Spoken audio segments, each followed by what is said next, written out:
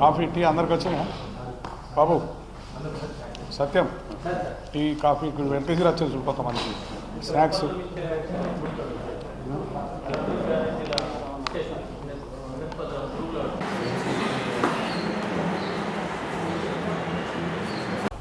దాదాపు నెల 20 రోజుల నుంచి ఏం జరుగుతున్నదో మీరు కూడా చూస్తున్నాం.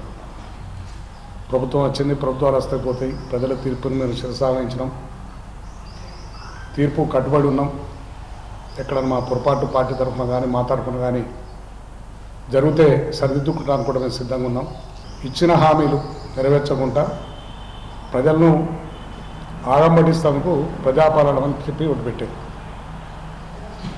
పెట్టి ఈ నెల 22, 25 వరకు ఆన్లైన్ చేస్తాం, ఆన్లైన్ చేసిన తర్వాత స్క్రూటినీ చేస్తాం అని చెప్పి ఎన్నో అలా ఇప్పుడే చూస్తున్నాం. మనం కూడా వైట్ కార్డు ఉన్న వాళ్ళకు ఇది వర్తించదని అది వర్తించదని చెప్పి ఎన్నో రూల్స్ పెట్టి తప్పుడు అబద్ధాలు చెప్పి తప్పుడు వాగ్దానాలు చెప్పి ఇలా ప్రభుత్వం మొదటికి వచ్చింది. వాళ్ళు కూడా ఊహించని ప్రభుత్వం, వాళ్ళు కూడా ఊహించుకోలేము మేము వస్తామని, కానీ ఊహించుకోగానే తప్పుడు అబద్ధాలు చెప్పింది, ప్రజలను మోసం చేశాను.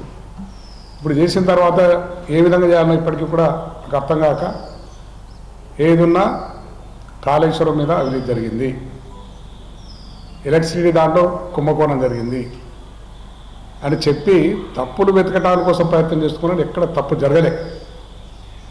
మీరు జడ్జితో సిట్టింగ్ జడ్జితో ఎంక్వైరీ చేపిస్తానని చెప్పేయండి, ఎస్బీఐతో ఎంక్వైరీ చేయండి, సిబిఐతో ఎంక్వైరీ చేయండి, దేనితోనే చేయించండి, తప్పు తీయండి. బాబు 93 లక్షల కోట్లు కాళేశ్వరంకి వస్తే 1,00,000 కోట్ల రూపాయలు అవినీతి జరిగిందంటారు. అంటే ప్రజలు గ్రహిస్తున్నారు. ప్రజలు కూడా ఇప్పుడు ఈ నెల 20 రోజుల్లో ప్రజలు గ్రహిస్తున్నారు ఇదేం పార్టీ, ఇదేమున్నది, ఏమైనా పోయిన ప్రభుత్వాన్ని తిట్టడానికి కోసం వచ్చిన పార్టీ కానీ ప్రజలకు వేసే పార్టీ కాదని చెప్పి ప్రతి ఒక్కరు గమనిస్తున్నారు.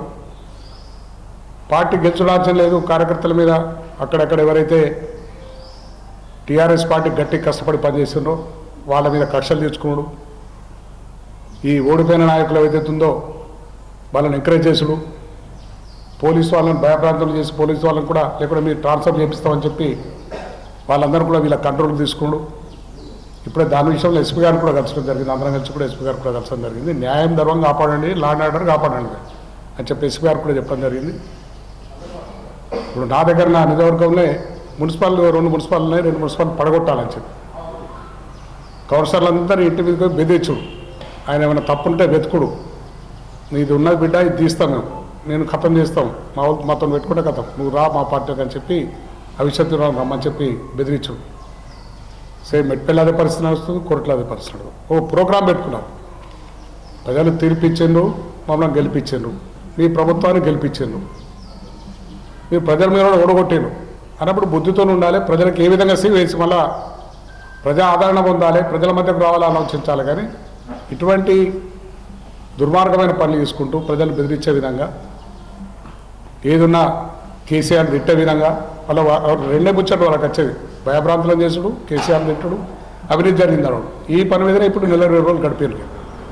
ఇంకొక నెల రోజులు 20 రోజులు అయితే పార్లమెంటు ఎన్నికలు కోడ్ వస్తుంది కనుక, నోటిఫికేషన్ వస్తుంది కనుక అప్పటిదాకా ఇట్లా తిట్టుకుంటా ఈ 40 రోజులు నడిపించాలి, పార్టీకి ఏదో లాభం చేసుకోవాలని చెప్పి ఇవాళ అయితే కాళేశ్వరం 3 పిల్లలు పిలిపోయింది.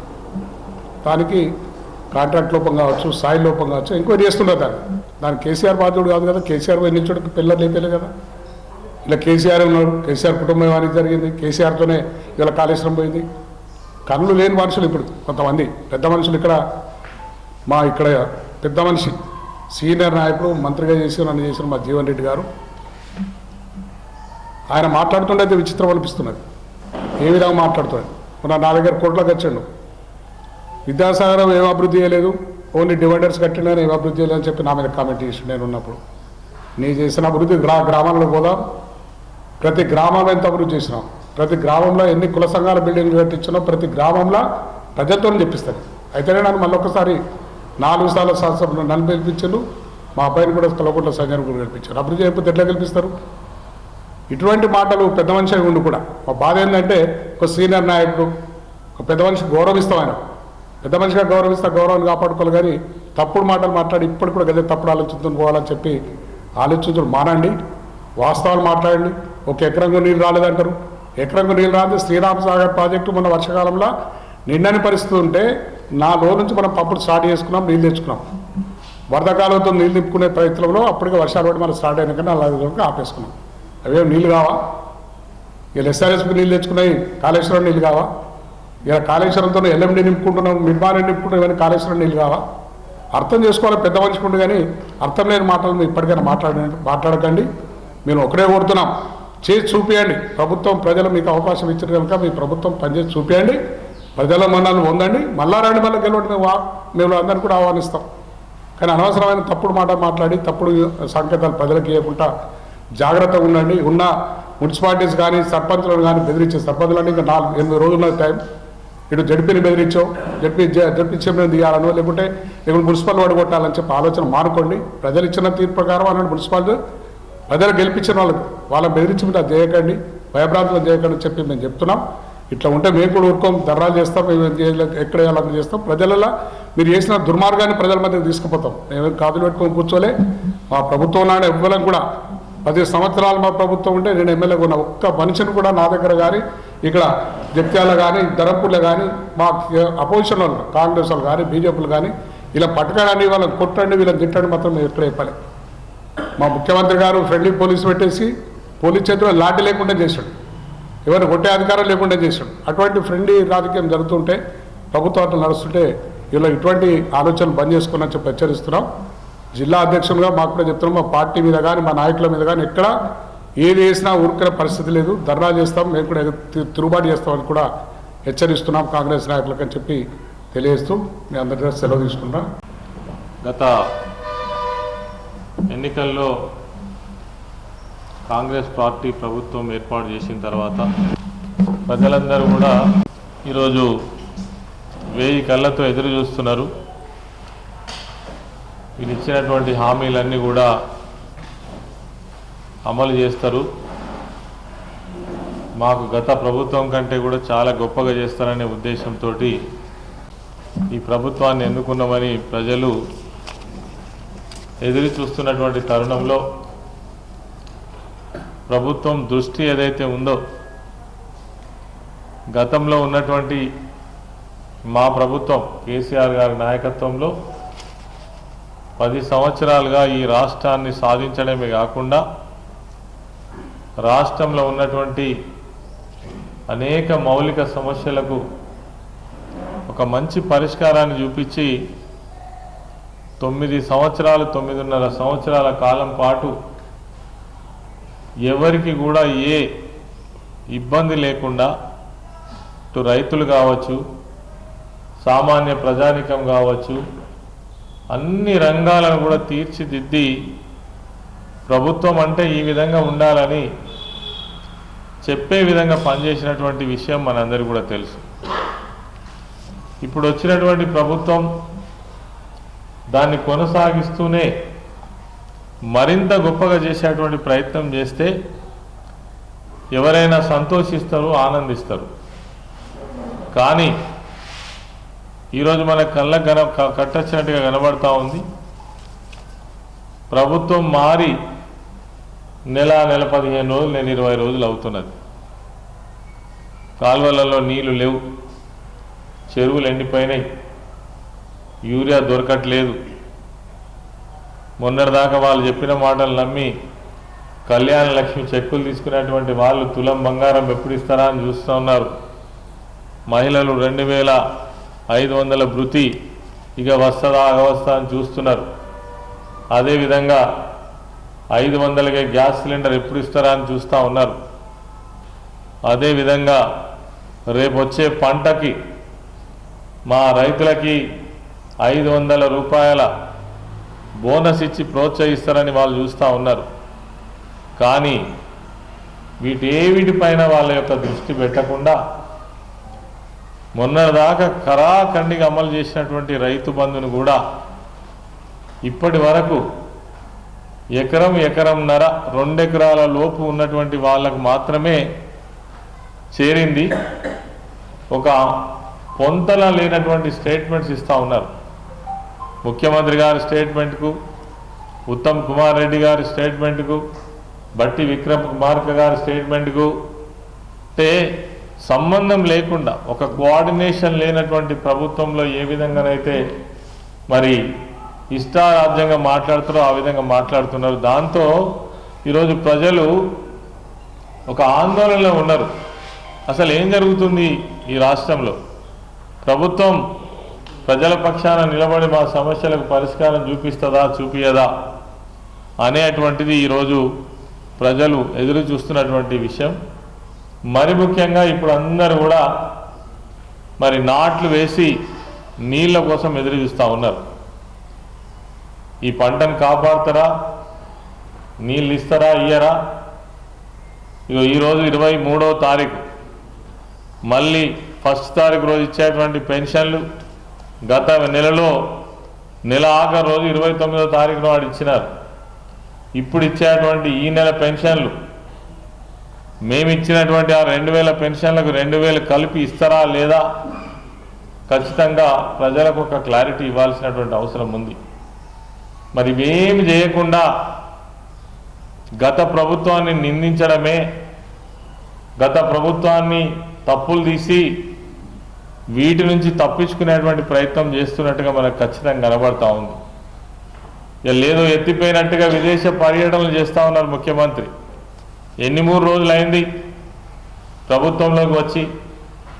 ఏం సగబెట్టిరు, ఎన్ని రివ్యూలు చేసిండ్రు, ఏం జరుగుతున్నది, ఆర్థిక పరిస్థితి ఏంది, వ్యవసాయ రంగం ఎక్కడున్నది, వీటిపైన కనీసమైనటువంటి అవగాహన కల్పించుకోలేకుండా ఇలా విదేశీ పర్యటనలు చేస్తూ ఉన్నారు. ఎందుకోసం చేస్తున్నారు, ఎవరి కోసం చేస్తున్నారో ఇది నిజంగా కూడా అంతుపట్టినటువంటి విషయం. విదేశీ పర్యటనలు ఎప్పుడు చేస్తారు? ఇక్కడ ఉన్నటువంటి గవర్నమెంట్ను గొప్పగా స్టేబుల్ చేసుకొని ఇంకా మీరు హైయర్డ్గా బ్రహ్మాండంగా చేయాలనేటువంటి పరిస్థితిలో ఉన్నప్పుడు కొత్త పెట్టుబడుల కోసం, కొత్త పరిశ్రమల కోసం మరి ఎవరైనా ప్రయత్నం చేస్తుంటారు. అంటే ఒక అవగాహన లేని ప్రభుత్వం లాగా మనకు కనబడతా ఉంది. ఒక అవగాహన లేని ముఖ్యమంత్రి పరిపాలిస్తున్నట్టుగా మనకు కనబడతా ఉన్నది. అంటే తీరు తెలుస్తుంటుంది. పెద్దలు చెప్పినట్టు ఇంటి లక్ష్మి పందిరి చెప్తుంది అన్నట్టు పని విధానము మొదలు పెట్టేటప్పుడే తెలుస్తుంటుంది. కాబట్టి వీళ్ళ విధానం ఈ నెలన్నరలోనే మనకు తెలుస్తూ ఉన్నది.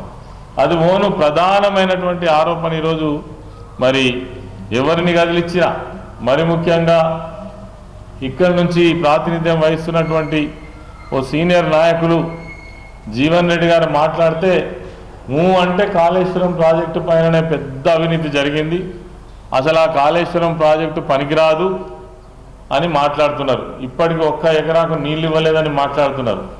ఎంత దారుణం అంటే 4.5 సంవత్సరాలు 9 పంటలకు నిరాటంకంగా ఎక్కడ కూడా 1 ఎకరాకు ఇబ్బంది కాకుండా నీళ్ళు ఇచ్చినటువంటి గొప్ప ప్రభుత్వం కేసీఆర్ గారి ప్రభుత్వం.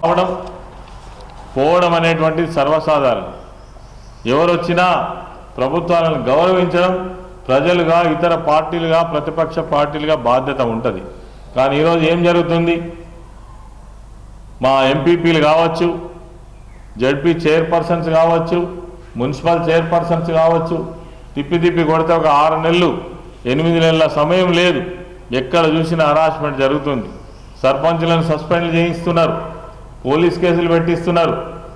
అదేవిధంగా సోషల్ మీడియా ద్వారా విపరీతమైనటువంటి తప్పుడు ప్రచారాలు చేస్తూ ఉన్నారు, బెదిరింపులు చేస్తూ ఉన్నారు. ఇవన్నీ కూడా మంచిది కాదు. గత ప్రభుత్వం 10 సంవత్సరాలుగా ఒక ఫ్రెండ్లీ గవర్నమెంట్ నడిపిన సంగతి మీకు తెలుసు. ఎవరిని కూడా ఎక్కడ ఇబ్బంది జరగలే. అధికారులు కావచ్చు, ఇతర పార్టీల నాయకులు కావచ్చు. ఇతర పార్టీల నాయకులు ఏ పార్టీ వాళ్ళు ఆ పార్టీకి పనిచేయడం అనేది సర్వసాధారణం. ఆ పార్టీకి, మీ పార్టీకి పనిచేసినటువంటి వాళ్ళను ఈనాడు కూడా మేము కన్నెత్తి చూడలే, పల్లెత్తి మాట్లాడలే. కానీ ఈరోజు ఆ పార్టీకి ఎవరెవరు పనిచేసిందో వాళ్ళని టార్గెట్ చేస్తూ వాళ్ళను ఇబ్బంది పెట్టేటువంటి ప్రయత్నం చేస్తూ ఉన్నారు. అది జగిత్యాల డిస్ట్రిక్ట్ హెడ్ క్వార్టర్లో కావచ్చు, ధర్మపురిలో కావచ్చు, కొరుట్లలో కావచ్చు, చొప్పదండి ప్రాంతంలో కావచ్చు, వేములవాడ ప్రాంతంలో కావచ్చు. ఇవన్నీ కూడా కరెక్ట్ కాదు. మీకు ఇచ్చినటువంటి అవకాశాన్ని సద్వినియోగం చేసుకొని మరి మీరిచ్చిన హామీలను అమలు చేయమని మేము డిమాండ్ చేస్తున్నాం. ఈరోజు ఎస్పీ గారిని కూడా కలిసినాం, కలెక్టర్ గారు కూడా చెప్తాం. చిన్న చిన్న విషయాల మీదనే కంప్లైంట్ చేసి మరి సర్పంచ్లను సస్పెండ్ చేయించారు. ఇది ఎక్కడి దుర్మార్గమైన సంస్కృతిని తీసుకువస్తున్నట్టు, ఇది మంచిది కాదు. ఎవరికి కూడా అధికారం శాశ్వతం కాదని కూడా ఈ సందర్భంగా తెలియజేస్తూ మరి రానున్న కాలంలో ఎక్కడ తప్పు జరిగినా టీఆర్ఎస్ పార్టీ ఏమీ మామూలు పార్టీ కాదు. మాకు 39 మంది శాసనసభ్యులు ఉన్నారు, శాసన మండలి సభ్యులు ఉన్నారు, అనేక మంది లక్షలాది మంది కార్యకర్తలు నాయకులు ఉన్నారు. ప్రతి జిల్లాలో కూడా బలమైన శక్తిగా మా పార్టీ ఉన్నది. వీటంతటికీ మాకు బ్రహ్మాండమైనటువంటి ఒక మంచి ఉద్యమ నాయకులు కేసీఆర్ గారు ఉన్నారు. మేమంతా జిల్లా నాయకులు ఉన్నాం, మా శాసనసభ్యులు అందరం ఉన్నాం. ఏ కార్యకర్తకు ఎప్పుడు ఇబ్బంది వచ్చినా, ఎక్కడ హరాస్మెంట్ జరిగినా తప్పకుండా మేము దాన్ని వ్యతిరేకిస్తాం, దాన్ని తప్పకుండా తిప్పి కొడతామని చెప్పేసి కూడా ఈ సందర్భంగా మనం చేస్తూ ఉన్నాం. ఇటువంటి విధానాలు మార్చుకోవాలని కూడా మేము డిమాండ్ చేస్తూ ఉన్నాం. అధికారం ఉన్నదని ఏది పడితే చేస్తే చెల్లనీయం, చెల్లదు. ఇది ప్రజాస్వామ్యంలో ఎక్కడ కూడా పనికిరాదని ఈ సందర్భంగా మనం చేస్తూ ధన్యవాదాలు.